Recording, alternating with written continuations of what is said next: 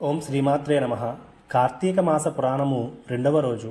ఈరోజు రెండవ అధ్యాయాన్ని చూద్దాం. ఓ జనక మహారాజా, ఇంతవరకు నీకు కార్తీక మాసమునందు ఆచరించవలసిన విధి విధానము మాత్రమే చెప్పితిని. కార్తీక మాసంలో సోమవార వ్రతమునకు ప్రత్యేక ప్రాముఖ్యత ఉన్నది. కావున సోమవార వ్రత విధానము, దాని మహిమ గురించి వివరించదను, జాగ్రత్తగా వినుము. కార్తీక మాసంలో సోమవారము శివునికి చాలా ఇష్టమైన రోజు. ఆ రోజున స్త్రీ గాని పురుషుడు గాని ఏ జాతి వారైనా రోజంతా ఉపవాసం ఉండి నదిలో స్నానం చేసి తమ శక్తి కొలది దానధర్మములు చేసి నిష్ఠతో శివునకు బిల్వపత్రములతో అభిషేకము చేసి సాయంత్రము నక్షత్రములను చూసిన తరువాత భోజనము చేయవలెను. ఈ విధంగా నిష్ఠతో ఉండి ఆ రాత్రి అంతా జాగారణ చేసి పురాణమును చదివి తెల్లవారిన తరువాత నదికి వెళ్ళి స్నానము చేసి నువ్వులను దానము చేసి తమ శక్తి కొలది పేదలకు అన్నదానము చేయవలెను. ఈ విధంగా చేయలేని వారు కనీసం 3 బ్రాహ్మణులకైనా తృప్తిగా భోజనము పెట్టి తాము కూడా భోజనం చేయవలెను. ఉపవాసము ఉండగలిగిన వారు సోమవారము నాడు 2 పూటల భోజనము గాని ఏ విధమైన ఫలహారములు గాని తినకుండా కార్తీక మాసమునందు వచ్చు సోమవార వ్రతమును చేసినచో పరమేశ్వరుడు కైలాస ప్రాప్తి కలిగించి శివసన్నిధికి చేర్చుకొందును. భర్త లేని వితంతువు సోమవార వ్రతమును చేసిన శివపూజ చేసినచో కైలాస ప్రాప్తియు, విష్ణుపూజ చేసినచో వైకుంఠ ప్రాప్తియు పొందురు. దీనికి ఉదాహరణగా ఒక కథ నీకు చెప్పెదను, శ్రద్ధగా వినుము. కార్తీక సోమవార ఫలముచే కుక్క కైలాసమునకు చేరుట. పూర్వకాలమున కాశ్మీర దేశములో ఒక బ్రాహ్మణుడు కలడు. అతడు పురోహిత వృత్తితో తన కుటుంబమును పోషించుకుంటూ ఉండెను. అతనికి నిష్ఠూరి అనే కుమార్తె కలదు.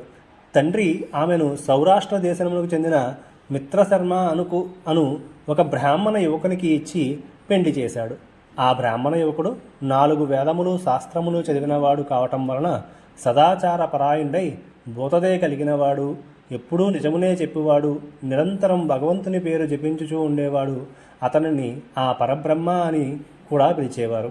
ఇటువంటి ఉత్తమ పురుషుని భార్య అయిన నిష్ఠూరి యవ్వన గర్వముతో కన్ను మిన్ను తెలియక పెద్దలను తిడుతూ అత్తమామలను భర్తను దూషిస్తూ కొట్టుతూ పరపురుషులతో కూడినదై వ్యభిచారిగా మారిన తన ప్రియులను తెచ్చి తినుబండారములు, వస్త్రములు, పువ్వులు ధరిస్తూ దుష్టురాలై తిరుగుచుండగా వంశమునకు అప్రతిష్ట తెచ్చుచున్నదని అత్తమామలు ఆమెను తమ ఇంటి నుండి వడలగొట్టారు.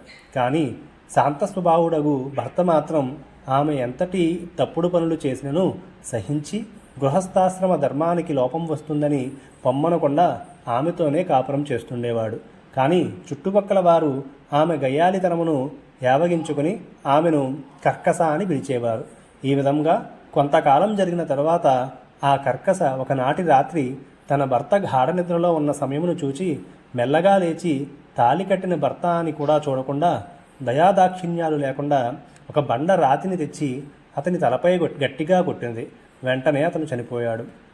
ఆ మృతదేహమును ఎవరి సహాయము లేకుండానే రహస్యముగా దొడ్డిదారిలో తీసుకుని పోయి ఊరి చివర ఉన్న పాడుబడిన బావిలో పడేసి ఏమీ తెలియని దానివలే ఇంటికి వచ్చింది. ఇక తనకు ఏ ఆటంకములు లేవని విచ్చలవిడిగా తిరుగుచూ తన సౌందర్యము చూపి ఎందరినో వశపరుచుకుని అనేక జాతి పురుషులతో తిరిగి వర్ణసంకరాలు అయినది. అంతేకాకుండా పడుచుకన్యలను, భర్తలతో కాపురము చేయుచున్న స్త్రీలను తన మాయమాటలతో చేరదీసి వారికి ఆశను కల్పించి విటులకు తార్చి ధనము సంపాదించసాగింది. ఓ జనక మహారాజా, యవ్వన బింకము ఎంతో కాలము ఉండదు కదా. క్రమక్రమముగా ఆమెలోని యవ్వనము నశించింది. దానికి తోడు శరీరమంతా కుష్ఠువ్యాధితో క్రూపి అయి భయంకర రోగములతో బాధపడుచున్నది. కర్కస ఈ విధంగా నరకబాధలు అనుభవించి ఒకనాడు దిక్కులేని చావు చచ్చింది. బ్రతికినంతకాలం ఒక్కరోజైనా పురాణ శ్రవణం చేయని, ఆలయానికైనా వెళ్ళని పాపిష్ఠురాలు కదా. చనిపోయిన వెంటనే భయంకరాలైన యమభటులు ఆమెను తీసుకొని పోయి యమధర్మరాజు ముందు ఉంచారు. చిత్రగుప్తుడు ఆమె పాపాల జాబితాను చెప్పగా యమధర్మరాజు ఉగ్రుడై భరించరాని శిక్షలు విధించాడు. విటులతో సుఖించినందుకు గాను యమభటులు ఆమెను ఎర్రగా కాల్చిన ఇనుపస్తంభమునకు కౌగిలించుకోమని చెప్పిరి. భర్తను బండరాజుతో కొట్టి చంపినందుకు ఇనుప గదలతో కొట్టిరి.